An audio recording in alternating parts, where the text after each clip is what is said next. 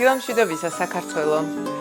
ჩაიარა დღესასწაულებმა და მე მგონი ზუსტად დროა რომ დღეს მივირთვათ გემრიელი წვნიანი. ამიტომ გაგიზიარებთ ჩემებურ ვერსიას და მოვამზადებთ ჩიხირთმას, რომლის მოსამზადებლადაც დაგვჭირდება დედალი, ერთი ცალი ხახვი, დაგვჭირდება ძმარი, ნიორი, მარილი, ფქვილი, კვერცხი და ქინძი.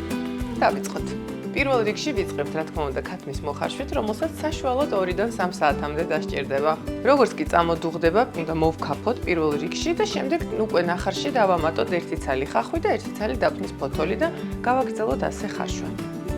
ამასობაში მოვამზადოთ დანარჩენი ინგრედიენტები, რომელიც სულ რამდენიმეა. და ქინძი. მე არ ვამატებ, მაგრამ შეგიძლიათ რომ კამითაც მოამზადოთ.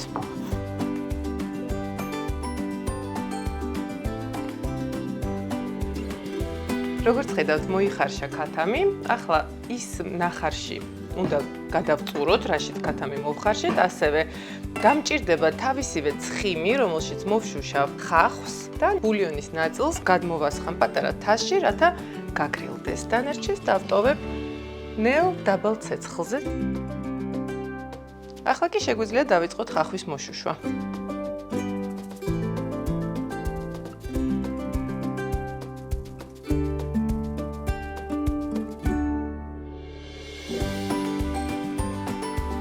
ახლა კი დავაბრუნოთ ბულიონი გაზ ქურაზე, დაბალ ცეცხლზე დაველოდოთ 1 წამოდუღებამდე. ამასობაში ის ბულიონის ის ნაწილი გვაქვს აქ, რომელიც გავაგრილეთ და გავხსნათ მასში ფქვილი.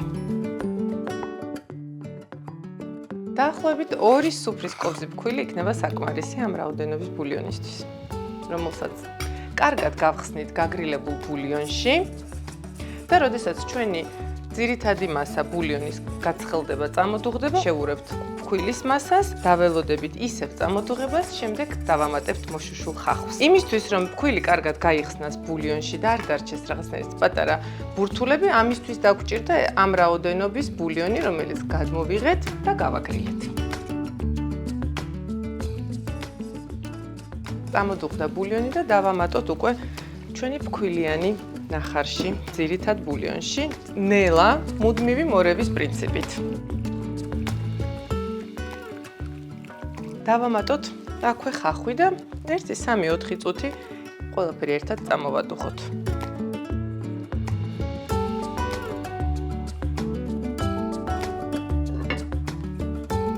ამასობაში ავთქვიფოთ 2 ცალი კვერცხი, რომელსაც ახლა დავუმატებთ ძმარს. დაახლოებით 1 სუფრის kovzi მაქვს ძმარი აქ, თუმცა შემდეგ უკვე მზა ჩიხირთმაში შეგვიძლია რომ დავამატოთ გემოვნებისამებრ. და ძალიან ნელა, ეტაპობრივად, მუდმივი მორევის პრინციპით გადავიტანოთ კვერცხი ჩვენს ნახარში. ჩიხირთმის ძირითადი ნაწილი უკვე მზად არის, ახლა ისღა დაგვრჩენია რომ დავამატოთ მარილი და თუ გვინდა სასურველი რაოდენობის წიწაკაც და დავჭრათ ქათამი, რომელსაც მოვათავსებთ შიგნით.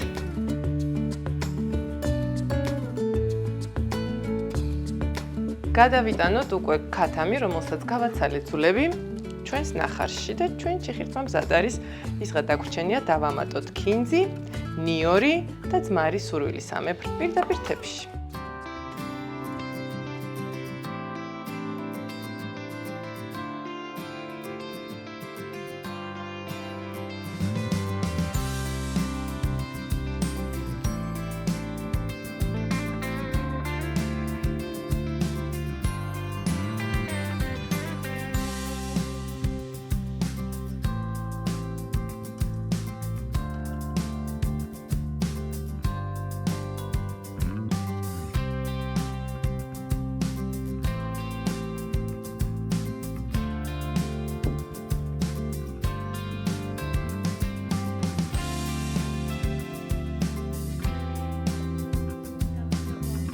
ასე მარტივად და სწრაფად მომზადდა ჩვენი ჩიხირთმა, რომელსაც მივირთმევთ რა თქმა უნდა შოთის პურთან ერთად. მე მიყვარს ცოტა მწვანილებით და აქვე გვაქვს დაჭყიდილი ნიორი, მარილი, ძმარი და ქინძი, რათა სურვილისამებრ პირდაპირ თეფში ჩვენი გემოვნების მიხედვით დავიმატოთ. ჩიხირთმის მომზადება ხდება საკმაოდ სწრაფად, თუმცა დრო დამოკიდებულია იმაზე, თუ რამდენ ხანში მოიხარშება თქვენი დედალი. როგორც კი დედალი მოიხარშება, ჩათვალეთ, რომ იქიდან 9 საათში თქვენი ჩიხირთმა არის მზად. იმედია მოგეწონათ ჩიხირთმის ჩემებური რეცეპტი და დარწმუნებულივრად თქვენს ამ დღეებში გაიმეორებთ, რადგანაც ზუსტად ჩიხირთმის დრო არის.